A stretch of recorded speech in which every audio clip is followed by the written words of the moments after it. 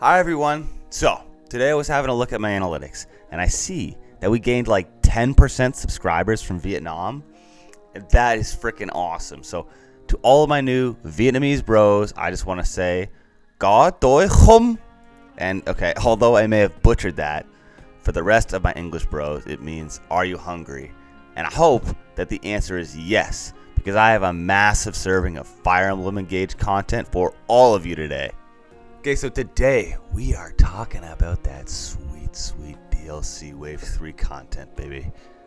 Today is all going to be about Chrom and Robin, so let's go. Alright, before we start, we already battled it out with GameMate.co in another video, but what is the deal, man? Now they're out here saying that Chrom shows up in an Emblem bracelet from Wave 2. That seems crazy because this should be an obvious one, right? So anyway, we're going to ignore that. We're going to ignore their tier list ranking for this video. And we're just going to go ahead and focus on what we ourselves actually know from real life gameplay. Okay, so to test their emblem out, we'll be doing two pairings today. One will be with Marin. The other one's going to be with Yunaka. It's going to take a little bit of grinding, but by the end, I think it'll be worth it. So if you want to give it a go, I would say carry on, my friend. Alright, we're now over 260 hours of playing. So you know what? What's a little bit more grinding? Let's just go ahead and get to work here, right? Okay, so here's what you're going to want to do. You're going to max out the units that we'll be pairing them with. In this case, that's going to be Yunaka and Marin. Then, we max the bonds with her emblem, Chrom and Robin. Let's get Marin's weapon, Sinquiria, up to +5 and engrave with emblem Alir to get those avoid and crit rates up. As for Yunaka, we'll get her dagger to +5 and engrave with emblem Celica for that sweet avoid. Okay, so Chrom has 11 sword as his weapon. Pretty sick. I mean, it is just a regular 11 sword, but if they're paired with a non-sword wielding unit, now you have more weapon triangle advantage, so that's pretty cool. As for Robin, we have Thoron. Once again, just regular Thoron. Really, the main advantage of these two weapons is added access to the weapon triangle, which, by the way, is actually a decently big deal. I don't want to underplay it. As for skills, we'll start with Surprise Attack.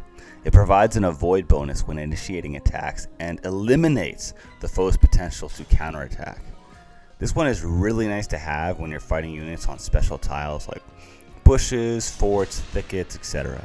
Free damage without taking a hit, I mean, I'm always going to be down for that. But at the same time, it's not the first time that we've seen this. Finished. Okay, up next we have Rally Spectrum Plus. This is used to grant allies within 2 spaces of you +3 to all of their basic stats. It'll last for 1 turn. I mean, I wish it lasted longer, but it's certainly going to be nice while it's around. Unless you need to attack or heal, you're going to get some good use out of it. Brute Force, I mean, what a name for a skill. I already like it. Okay, while making a physical attack, critical hits deal increased damage with this skill, right?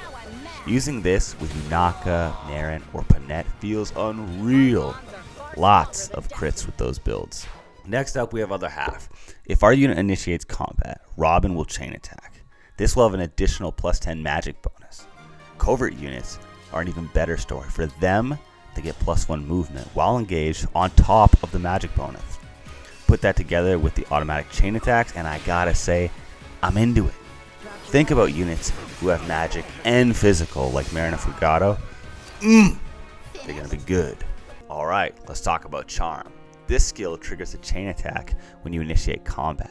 The chain attack accuracy is increased to 90%. It's useful against Sombron specifically because this man is obviously buffed out of his mind. It has some other utility too, but I mean, I'm not mind blown overall, to be honest. Let's go. We got 1 left and it needs to be good. Here we have Giga Levin Sword. I don't know why I can't take anything with Giga in front of it seriously. I mean, I have high expectations, like it needs to be the Giga Chad of swords. Sadly, I can't say it really lives up to its name. I mean, yes, it's obviously better than a Levin sword, but basically it's a magic sword that will do higher damage, and enemies can't counterattack. Definitely still happy with it, but They should call it the mediumly improved Levin sword to be more accurate. So here we are. We have the data, and what questions are we left with? Well, my main question was, who should I pair them with? And the answer may be anticlimactic, but at least it's honest, right?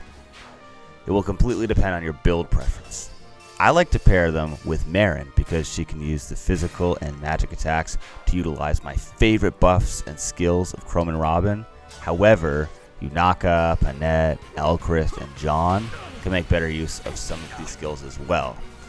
If you want, we can speak more specifically to those builds in another video, but for now we're going to leave it at that.